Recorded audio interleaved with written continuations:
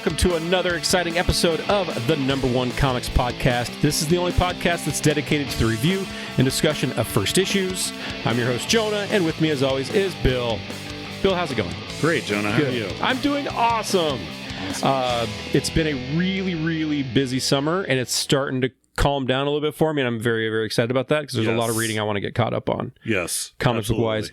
A lot of movies, too. In fact... Yeah. Let's real quickly talk about that because as you can see or had probably seen from the title, we're talking about Fantastic Four. The movie just hit theaters, which is kind of what prompted us to talk about this. Mm-hmm. What was your thoughts on the movie? I know you did see it. I loved it.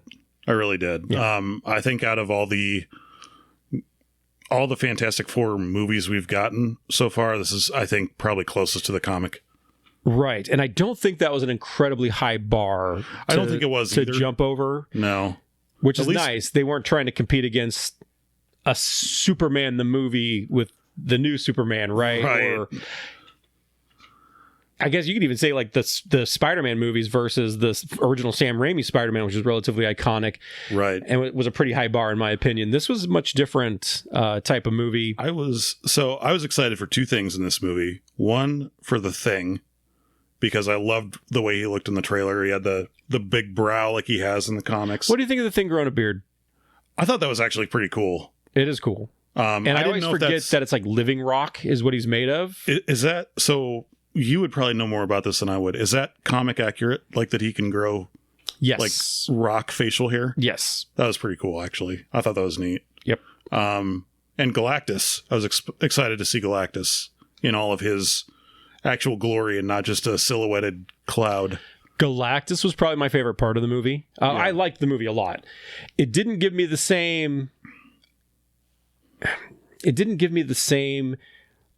sense of awe that I got from Superman, which I know we talked about Superman in another review, and we'll probably talk about it when we actually talk about a Superman comic.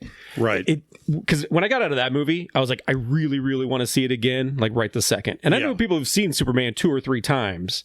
Right. And have not gotten bored with it yet. I would agree with that. I think I could go back and see Superman multiple times. I could watch Fantastic Four multiple times, but I can wait for it to come out on Disney Plus. Right. I got out of this one and I was like, yeah, it was good. I liked it. I liked it a lot, but I didn't want to immediately turn around and go in and watch it again. Right. It was slow in some parts. There was not a lot of action sequences. Mm-hmm. In fact, I think they probably had more action sequences filmed that had been cut because we talked about like Red Ghost getting cut out of the movie. So you had John Malkovich's character getting cut from the movie. Yeah. That was probably maybe a whole action sequence and the Mole Man monster at the very beginning could have maybe been a bigger action sequence. We just got kind of a montage of it. So I wish there would have been a bit more of that. Right. What we did get was good. I will say, and I said this on the last episode of Field of Geeks that we did when we kind of did a more in-depth review of it. I felt the same way leaving this movie as I did Iron Man, the original Iron Man. Okay. What was that? Because it was just pure excitement. Right. You know, just like I enjoyed it. I had no homework to do going into it. I could just go into a movie about a character base that I knew about and enjoy it. Really. There wasn't, I've got to pay attention to this little part because that could come up in a series later. You know? I do like that aspect of it, where because it was in its own universe, so to speak.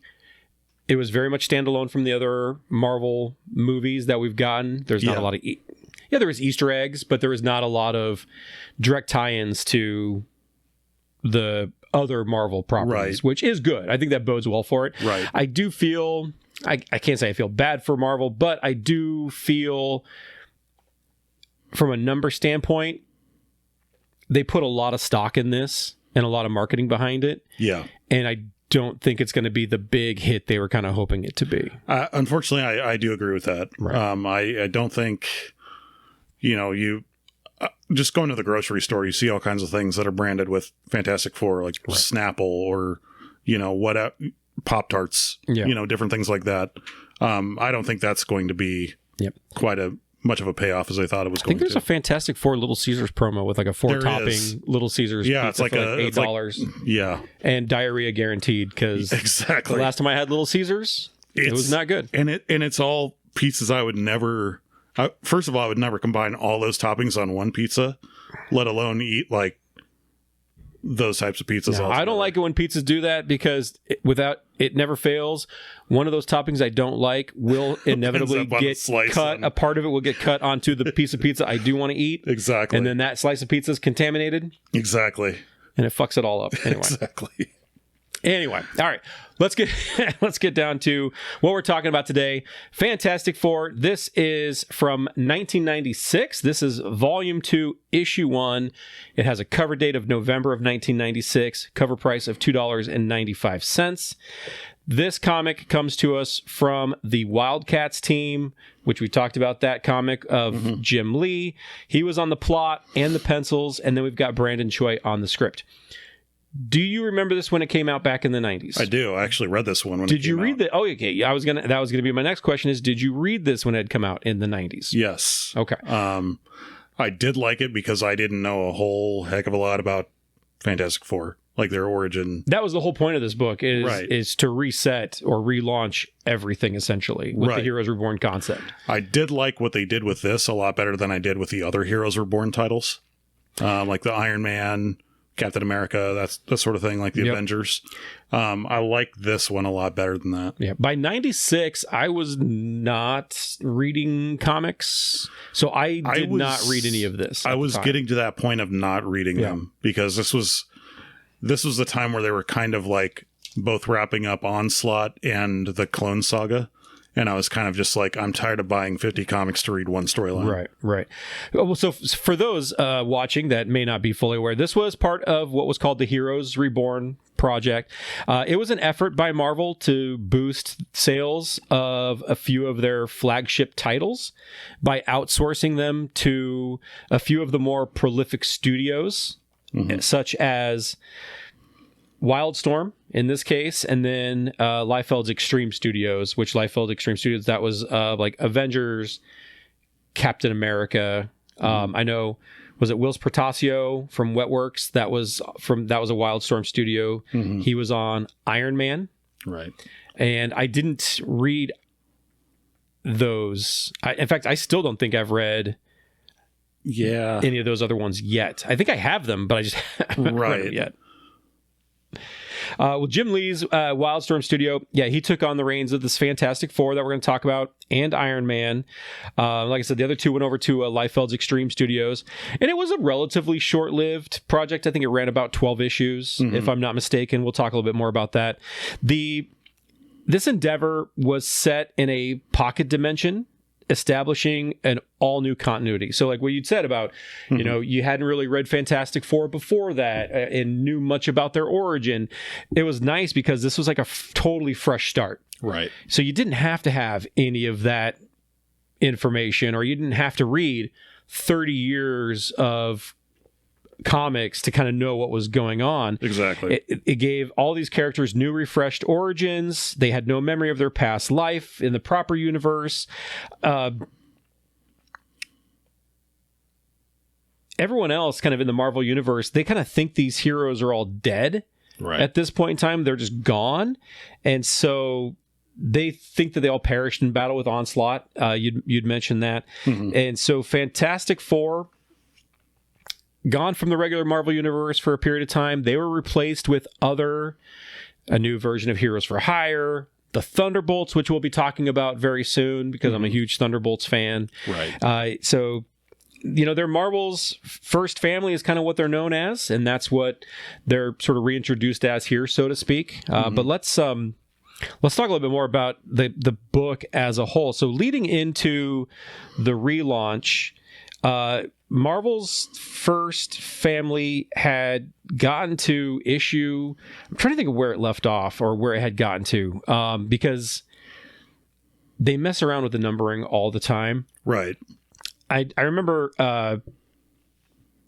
as a kid, for Christmas one year, I'd gotten a milestone edition, which was like a reprint of Fantastic Four #1. Right. That was really my introduction to it. And that was probably very early 90s, maybe late 80s. Right. I don't remember exactly when I'd gotten that. I was never an avid Fantastic Four reader, even leading up to this relaunch. I didn't really become a Fantastic Four fan until probably the late 2000s. Okay. And I got to be honest, I don't even really know what got me into it. Like, I know they've been around, and I've read issues here and there, but was never really... I think the only issues of the Fantastic Four I ever picked up as a kid was when it was the quote-unquote new Fantastic Four. Do you know what I'm talking about? Yeah. When you had Ghost Rider, Spider-Man, the Hulk, and Wolverine. Yes. Like, you put those guys in a book, and yeah, I was going to buy it. Ghost Rider and Wolverine in particular, I was probably going to buy that. So yeah. So when this came out, like I said, 1996, I wasn't purchasing comics, but I was trying to stay up on the happenings through like Wizard Magazine. So I remember reading all about this event. Yeah. It did sound exciting. I would have been really interested to check out this issue. So let's go ahead. Let's dive in a little bit deeper. All right. First, let's talk about the cover. This particular cover shows our heroes facing off against the villainous Mole Man.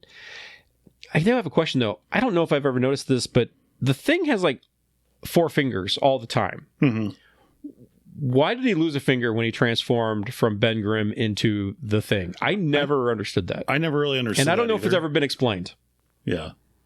I totally understand. Like, I can buy a guy turning into rock, but losing a finger in the process. Right. Why? Yeah. So, anyway, inside the actual comic itself, we open with a dream. It's a dream of Ben Grimm's. And in this dream, he's piloting a spaceship. Johnny and Sue Storm are with him. The ship is bombarded by cosmic radiation. Reed Richards is there too, and he calls for Ben to get them back to Earth. Suddenly, Johnny bursts into flames. Ben's ship, his friends, they're dying. Now again, this is a dream, and this dream is interrupted by a voice over an intercom. Ben is sitting in a simulation, and he'd fallen asleep at the controls, basically. Reed Richards and a man named Isaac, they were monitoring Ben on screens. As he's getting out of the simulator, Reed greets him, and Reed tells Ben that their real launch is still a go. So this is preparation for a launch that's being planned. Reed is explaining to Ben the capabilities of his newly designed rocket ship, which is called the Excelsior. They plan to use this ship to study an approaching space anomaly, and this will help prove its capabilities. While Ben has been testing out a prototype ship in the simulations, he really wants that ability to fly the Excelsior. While Reed's receiving updates and on astro navigation charts and performance specs of the propulsion units of the ship, a call comes in from Sue Storm. Ben takes the call, greeting Sue. I think he calls her Darlin', if I'm not mistaken. And I'm going to talk a little bit more about that, because the way that Ben talks to Sue in this is a little cringy to me. We'll get into that. Sue she's at her corporate office in New York. She reveals that she and Johnny are coming out to the launch facility to input the final launch codes for the prototype ship. I believe they call it Contact 1. Ben is surprised she can get Johnny to leave Vegas. Sue answers that it's an opportunity to use a piece of the Excelsior as a PR gimmick for Storm Casinos. Sue wants to remind Reed to pick her up at the airport, but Reed is still busy talking, science-y shit to people. Sue sighs that she'll just have to take a limo. Ben jumps at the chance, though, to pick her up at the airport himself. Like I said, he's coming off as a real good friend to Sue, quote-unquote real good, like almost uncomfortable. Yeah. Good. After Sue gets off the phone with Ben, she's greeted in the office by 2 men. One of the men is introduced as Special Agent Wyatt Wingfoot. Sue is informed that the government has deemed the approaching space anomaly a threat to national security, and therefore they're going to be taking over the Excelsior and changing its codename to Contact One. I think I read that right. I'm not 100% sure, but that didn't really make a lot of sense to me. Right. It got to the point where I'm like, I don't remember which ship is which or why they keep changing the name. Right. Elsewhere, a news report focuses on a conspiracy for the government to make contact with alien life. Inside Reed's lab, a peer of Reed, again, his name is Isaac, he switches off the television. Reed admits the media isn't really too far off the mark with this. While Isaac has faith in Reed, he's not so confident in Ben Grimm and is questioning his abilities to pilot. Ben, at about the same time, he's tearing down a dirt road, and when he's approached from behind by a black Lamborghini, a window rolls down on the Lambo, and a very curly-haired brunette flirts that she's lost and asks if he'd like to help, which, of course, he would. The window rolls all the way down, revealing a laughing Johnny Storm behind the wheel. This enrages Ben. Ben yells at Johnny, but the Lambo pulls way ahead, and it spins around. Johnny wants to play a little game of chicken. Ben's Jeep and Johnny's Lambo take off towards one another. Both men grit their teeth as they careen towards each other. Johnny's passenger, the young lady, she's freaking out. She's screaming for Johnny to stop. At the very last second, Johnny swerves out of the way. He blames Tiffany, that's the young lady, saying that she touched the wheel, but it doesn't look like that on the panel, of course. Ben drives on, seeing that they're unharmed, and Tiffany reams Johnny, saying that she's going to be walking back to town. She's no longer riding with him. At the airport, Ben picks up Sue. They hug, and he picks her up, probably spins her around or twirls her a few times. Their faces are smushed together. Like I said before, he's a really good friend. Right. Ben asks about the spooks that she brought with her. Who are these guys? Back at the launch complex, Reed learns he's been taken off the project. Johnny questions the authenticity of the message received from the Storm Foundation headquarters, and they ask who would have the authority to take over their operation. Just as they ask that question, they're answered as Sue, Ben, and Spatial Agent Wingfoot arrive. Wingfoot works for S.H.I.E.L.D. Ben is not familiar with the agency, and Wingfoot states who they are is irrelevant, and what matters is that they're all under his jurisdiction now. Ben wants to clobber them, but Reed intervenes. Wingfoot orders the two men to be locked up as they pose a threat to his operation. That escalated pretty quickly. All Sue can do is really say that she's sorry, and she can't really do much else to help Reed or Ben at this time. Wingfoot orders Johnny and Sue to input the final launch codes for Contact One. They begrudgingly do. They decide to eventually stand up to Wingfoot, and Johnny's knocked unconscious in the process. Isaac claims things have gone too far, and Wingfoot deems him expendable, and he electrocutes him, killing him on the spot.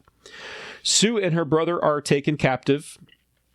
Then Wingfoot reveals who he's really working for, and it's not S.H.I.E.L.D. necessarily, it's Victor Von Doom. In a holding cell, Ben watches as the ship is fueled and then loaded with a nuke. They don't know what's going on or why they'd want to destroy the anomaly. Reed claims that if they launch Excelsior, they'll be helpless to stop them. Seeing Reed's other experimental prototype outside, he responds, "Don't bet on it." Outside the complex, Johnny and Sue are being escorted by two of Wingfoot's goons.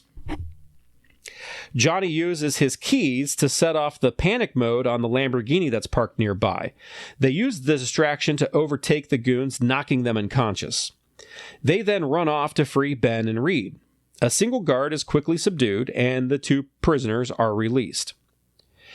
Reed gives Sue a big smooch, which probably makes Ben uncomfortable at this point. Weirdly, Sue is drawn kissing Reed with her eyes open. Now, I'm not saying it's a lack of interest or distrust, but I do find that that's a little bit interesting that she was drawn that way. Yeah. I once dated a girl, and she did that, and it creeped me out every time. Anyway, an alarm sounds, indicating that their escape is known at this point. Johnny asks what the plan is. Reed says they have to stop Wingfoot. Moments later, they're suiting up, Reed disagrees that Sue and Johnny are going with them, but Johnny insists that they stay together. The Excelsior takes off, and the four are going to go after it in Reed's prototype ship. While the prototype will get them into space, it lacks the fuel capacity and the reinforced shielding of the Excelsior. What exactly is the plan once they get up there? I don't think that they've even thought that through. Mm-hmm. The team boards the prototype after initiating the countdown. The prototype ship then blasts off. Wingfoot is alerted to the launch and is informed that his prisoners are missing. Now, in orbit, the prototype has caught up with the Excelsior, and suddenly the prototype ship's sensors pick up an increase in subspace activity. The source is getting closer, and Reed can see a pattern emerging.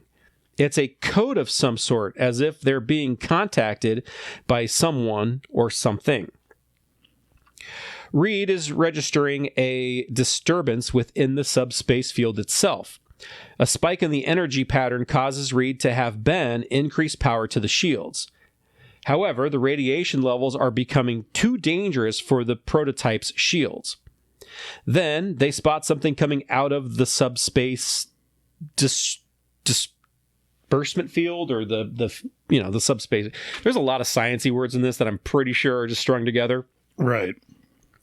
The Excelsior has seen it too and has fired their nukes right at it. Before the team can retreat safely, the missiles explode. The blast has ruptured the hull of the prototype. The ship begins breaking apart, and Ben shouts out that he's shutting down the gamma core, which means they'll lose power to the shields. Reed calls for everyone to abandon ship. With the ship breaking apart all around them and their spacesuits disintegrating, the crew fights to get to the escape pods. The ship plummets to Earth, disintegrating upon re-entry. Now we can see the four escape pods jettisoning from the burning wreckage as it crashes onto an island in the Caribbean Sea. On the island, we have Johnny Storm emerging from the wreckage on fire like some kind of human torch. Those are his words, not mine. He flies out of the jungle and splashes into the sea, dousing the flames. He gets back to shore and he finds a long ribbon of what looks like human flesh. He kind of follows the ribbon like you're winding up like an extension cord. And at the end is a human head. He pulls the rest of the body from the water, and it's Reed Richards. He coughs up water and gasps for air. Between coughs, he explains, "The stellar anomaly emitted a powerful energy pulse when it was attacked. After our shields failed, we were exposed to high levels of cosmic radiation. Right now, there's no telling what it may have done to us or how long we may have to live." Johnny shows Reed that he's become a human Zippo, and Reed states that he can stretch his body parts to incredible lengths and then contract them at will. Reed deduces that somehow the radiation has mutated their biomolecular structure, imbuing them with fantastic powers. Reed collects the black box from the wreckage so he can analyze the data, but first they need to find Ben and Sue before they get off the island. On another part of the island, Ben emerges from the wreckage. His body is immediately transforming from flesh to rock.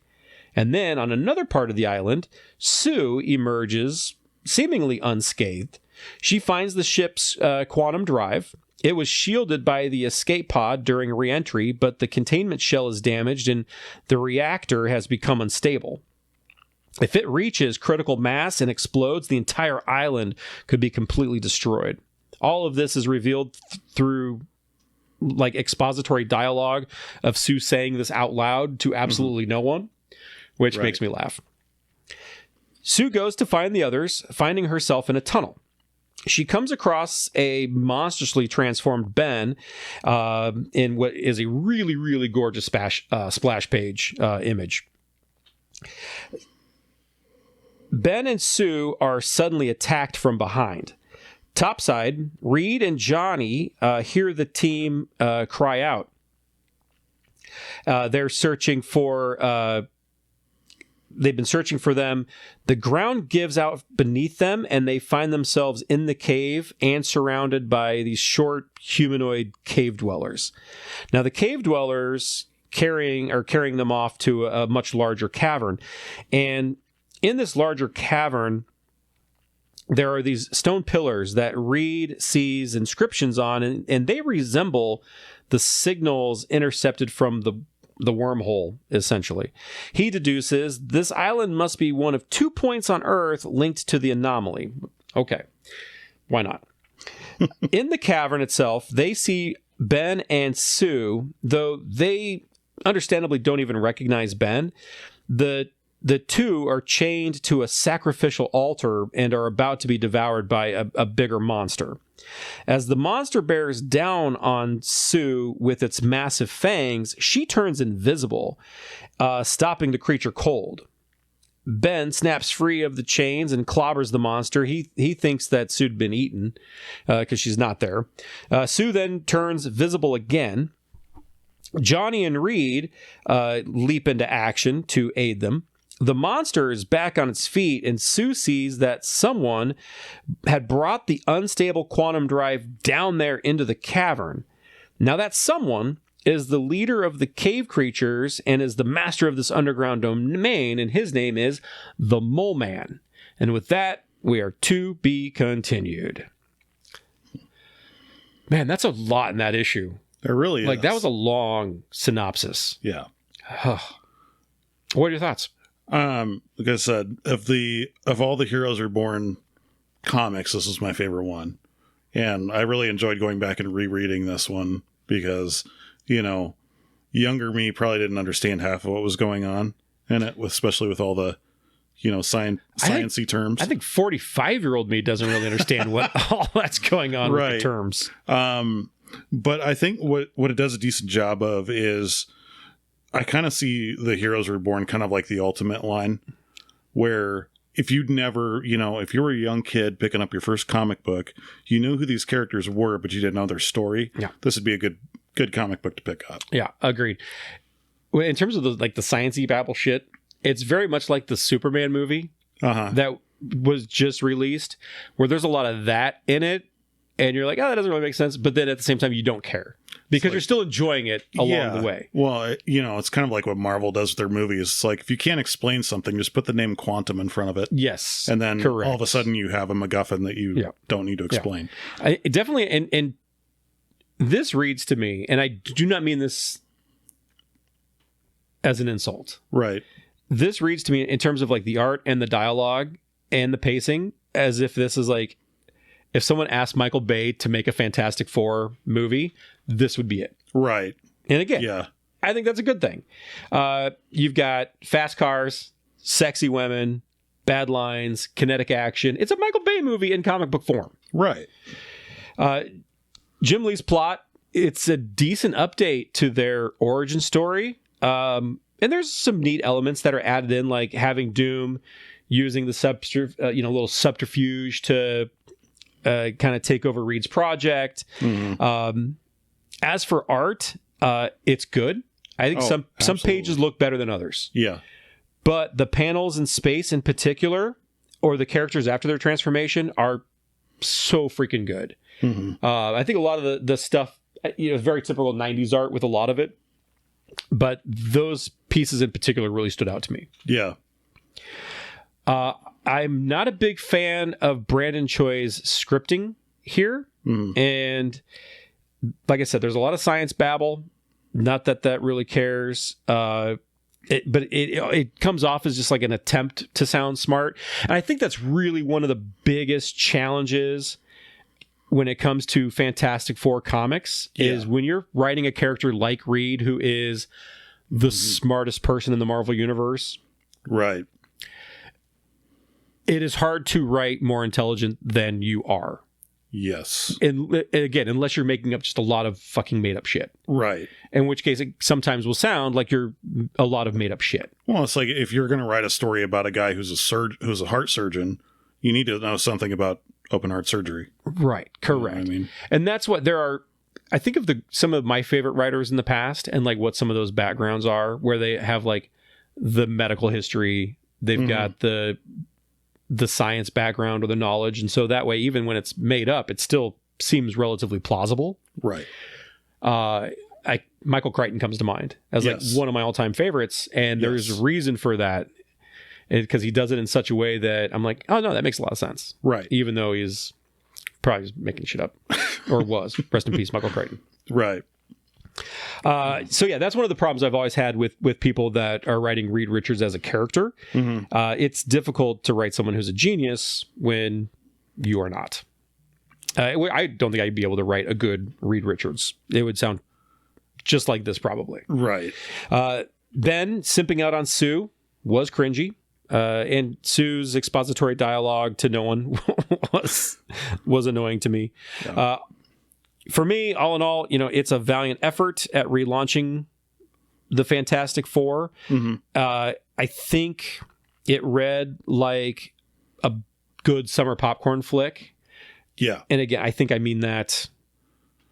Well, I mean, as like a good thing. It's like the 90s, it was about the time that like movies like Armageddon, right, stuff like that were coming out. The one trope that bugs me in this, that they use in a lot of 90s material, is the guy who's like dressed in a suit and tie who looks like a villain. Yeah. And people are just trusting him. Yeah. And then with no question. Right. And then when he turns out to be the villain, like, oh, man, I didn't see that coming. Aww. Like, he's dressed like a bad guy. What do you expect? Right. But yeah, I think with all Marvel comics, there's certain ones that are like set in fantasy, certain ones that are set in, the grit of New York City. This is like for sci-fi nerds. Yeah. Basically, which I think it does a good job of. One of the things in terms of like the pacing, and like even as I was like thinking this as like going through the synopsis, is like there was probably two other points where they probably could have ended the story on like that cliffhanger, right? Where they could have been like, oh, and we're going to cut it off here, and now it's to be continued. Next time you'll see them go into space. Or their ship is breaking apart, and now it's to be continued. And in this, it just like kept going. Right. And I was like, it just made it such a dense, it just made it such a long read. Again, like a Michael Bay movie, where it's like 30 minutes longer than it needs to be. Exactly. So there was other points there. And I think that I agree. Yeah, let's see the team in their transformation, but it took so long to get there. But at the same time, though, if they were just, if you open it up and the first panel is they're going to space and you have no idea why, right? Would it be a good story? Right. No, not as much. I agree with that. No, not as much. It was an interesting, it just like kept going and going and going. It was like that scene after that scene. You've been to those movies where you're like, oh no, it's over. And then there's like another scene. And you're like, oh no, wait. All right, now it's over. And then there's like another scene. You're like, oh yeah. So, anything else in terms of thoughts? Well, like I said, Heroes Reborn was kind of at that moment where I was getting out of comics, but I did enjoy this one because I think after I read this one, I went through kind of a phase of like ordering stuff I'd never read from like Wizard Magazine, and I did get the milestone version of Fantastic Four #1. Yep. And read that, and I was just like, yeah, I probably wouldn't have gotten into this. Was yours like mine, where it had kind of the silver outline around the cover? Yeah, and I had one of those of like Amazing Fantasy 15 and a bunch of other ones. That specifically that Christmas, I got 3 of them in like one kind of plastic sleeve. Yeah. And it was Giant Size X-Men, Uncanny X-Men #1, or were they? Yeah, I think the first X-Men comic, and then that Fantastic Four.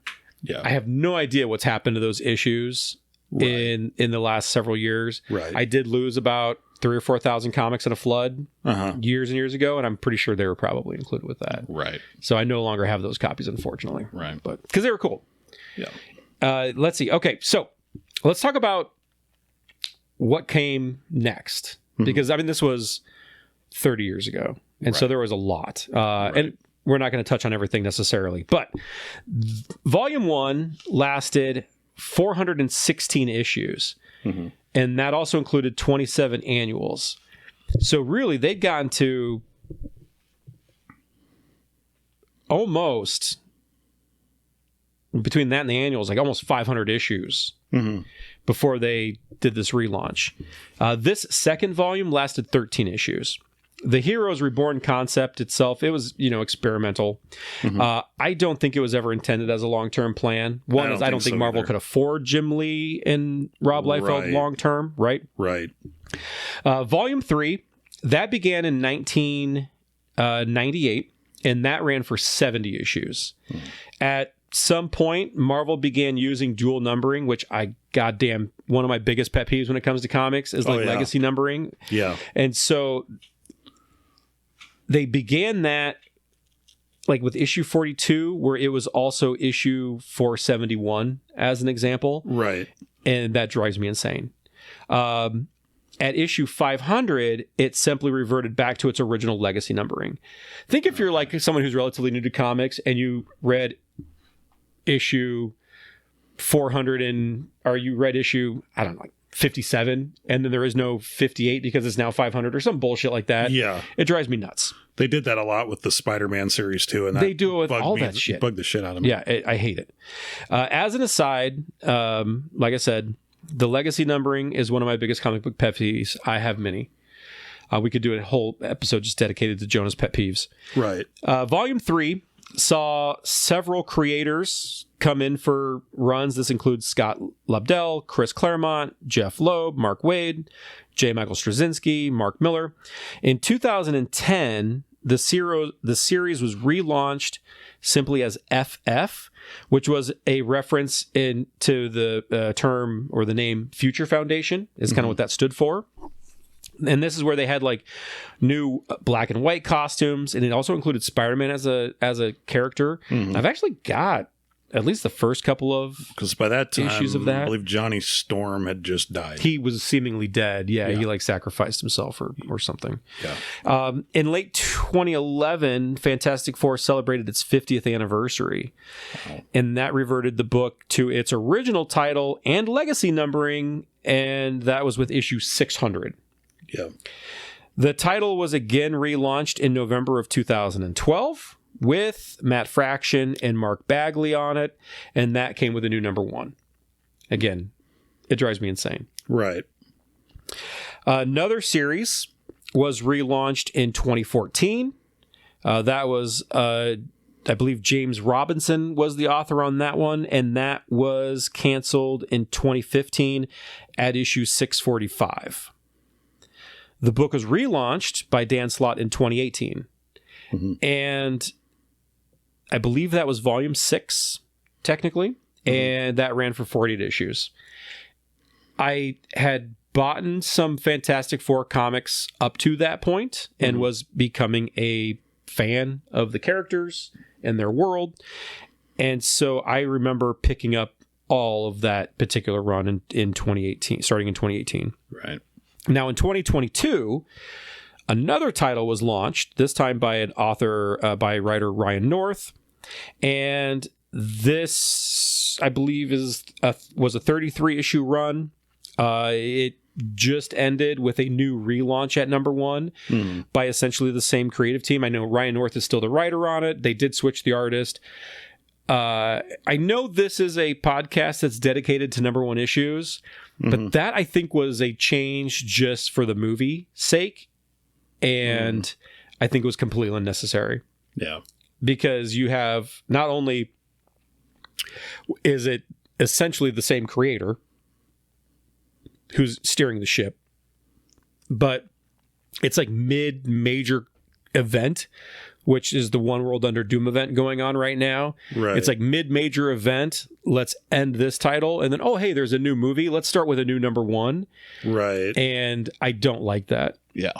I'm still buying it. Like, I'm still buying it and reading it. And it's not bad. It's good. Yeah. I actually really, really like Ryan North's run on the Fantastic Four because it's some of it's pretty out there. And that's really good. I think you really have to embrace the zany sci-fi elements of it from time to time. Right. You try and ground it too much and you lose for no pun intended, you lose the fantastical of it. And so I think Ryan North's doing a really good job of juggling that. But that said, I think the renumbering, not his choice. I'm sure it's, Marvel editorial. It's fucking dumb. Yeah. It's stupid. Let's see. What was I going to say? I did want to say, because I'm not the most organized collector, so like I said, the back and forth of the relaunches and the legacy numbering, it confuses the heck out of me. In other ones that I have, because do you have a lot of other do you have any other Fantastic Four books, comics? No. I did just pick up the omnibus of Hickman's run. I haven't had a chance to read it yet. Like I said, I've got all of Dan Slott's run, and I have been reading that. I've still been reading, the Ryan Norris run. I'm pretty much caught up on that. And I'm really enjoying it. I will continue to collect it. I know there's again, going back to when it had even relaunched with Heroes Reborn, we're talking 400 plus issues. I'm not going to go back and read or buy all of those. There's just not an opportunity. I want to say, like, there wasn't a lot that we collected for Fantastic Four. The ones that stand out to my mind, of course, Heroes Reborn. I think when Sue Storm changed her outfit to like the kind of skimpy one where she had the cutout. Yeah. That was a good one. Yeah. And then, of course, when the new Fantastic Four fought the original Fantastic Four and Thing got disfigured by Wolverine. Yep. And he had like the bucket on his head. Yeah, the bucket. And then, those are like the ones that stand out to me more than anything. But yeah, I think most of like those old Fantastic Four comics, again, most of what I learned about them or knew about them was either from like trading cards or articles in, Heroes Illustrated, Wizard Magazine, etc. Right. So. Well, and Fantastic Four as a whole gets really convoluted, especially when you get into like the Ultimate Universe.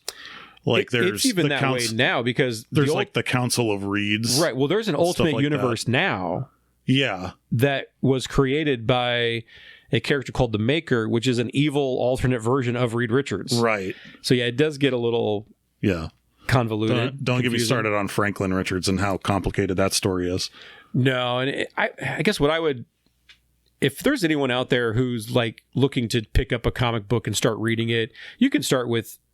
You don't have to pick up a new number one. You can pick up any issue, but my advice if you do that is just go with it. Yeah. And if you like what you're getting from it, then maybe you can go back in and pick out some of the other pieces of it. Right. You don't have to go all the way back to the beginning necessarily, because another one we're going to talk about next week is Amazing Spider-Man #1, and that's another character that's been around for decades and decades and decades. Right. And you want to talk about a convoluted backstory at times. And you can jump into some of these, not even at a #1, and enjoy it. I did that with, in fact, I think the first, I mentioned the first full run of the Fantastic Four I got was that Dan Slott run, but I was buying issues before that at times. And what would get me into it, oftentimes it was the crossover events. Yeah. So I remember like one of the very first issues of Fantastic Four I bought was a Civil War tie-in. And I was picking up all the Civil War tie-ins. And so, I got Black Panther, Fantastic Four comics I was not collecting otherwise, but I wanted to see what was happening with the event in those worlds. Right. And then after that, I was like, oh, I like this. I'm going to either keep going with it or I might go back and see what else is out there, that sort of thing. Right. So you don't have to have a #1 to get into it. Yeah. A lot of people, and I think a lot of publishers will think, oh, it's we want to bring in new readers or there's a new movie. But just throw it on the page. Do a starburst on the page that says jumping on point for new readers or something along those lines. And you don't have to renumber it necessarily. Yeah, exactly. Is one of my thoughts when it comes to that. Now, I don't work in editorial, so what do I know? But as not just a I don't even consider myself a collector. I mean, I am, but I'm a reader and I love to read these things. As a reader, I'm okay with that versus like, I don't need a new #1 to start a whole new collection. So anyway, let's sum this up with a real quick rating. Would you, Bill, and maybe you did, I don't know, have bought this issue, borrow the next issue, skipped it or going forward, or do you even regret reading this one? I don't regret reading this one. This is one that we did collect when it came out. I don't think I ever read any of the follow-up issues, but I probably would go back, and if there was a run of like Heroes Reborn that collected all the, Fantastic Four, Iron Man, that stuff, sort of thing, I probably would go back and read it. I just know that I always personally found Fantastic Four kind of boring. Sure. But I liked this because I was a 90s kid when I read it. Mm-hmm. It was like watching a 90s movie, basically in comic form. So I probably would have, if they would have continued this on and continue the story of Fantastic Four and kind of their new interpretations of, when they meet Galactus, when they first fight Doctor Doom, that sort of thing, I probably would have been interested in it. So for me, as in terms of my rating, I would definitely have at least borrowed. Yeah, I don't know that I would have bought it outright. And in terms of collecting this 13-issue run, I think I've got like 3 or 4 issues so far. I will probably complete it because I think I could do it relatively cheaply as well with like bargain bins and things like that. Mm-hmm. I found a lot of the Heroes Reborn and even the Heroes Return stuff in those bargain bins. And so I'll probably finish getting it just to like close it out. Yeah. I remember my very first intro to Fantastic Four, because again, I was not really buying it until well into the late 2000s, or even 2010s. And my very first intro to Fantastic Four, I did not like them because it was X-Men versus Fantastic Four, which was like a 4-issue miniseries, and I remember at like a Walden Books, I bought it as like a trade paperback, like these collected editions, and it was like the kid me reading this. Some of it was actually like downright scary. To me, where you've got Reed Richards, like, I think it's Franklin is having dreams about his dad being like evil or being like the one and the same as Doctor Doom in these like dream sequences. And it was kind of scary to me as a kid. I remember that. But I also remember like in that I was like, man, Reed Richards, he's kind of an asshole. Yeah. And so I was not a big Fantastic Four fan because of that. And it wasn't, again, until I had kind of a better appreciation for just characters in general, knowing that it's okay for characters to be assholes and still be a compelling character. Mm-hmm. They can be unlikably likable. Yeah.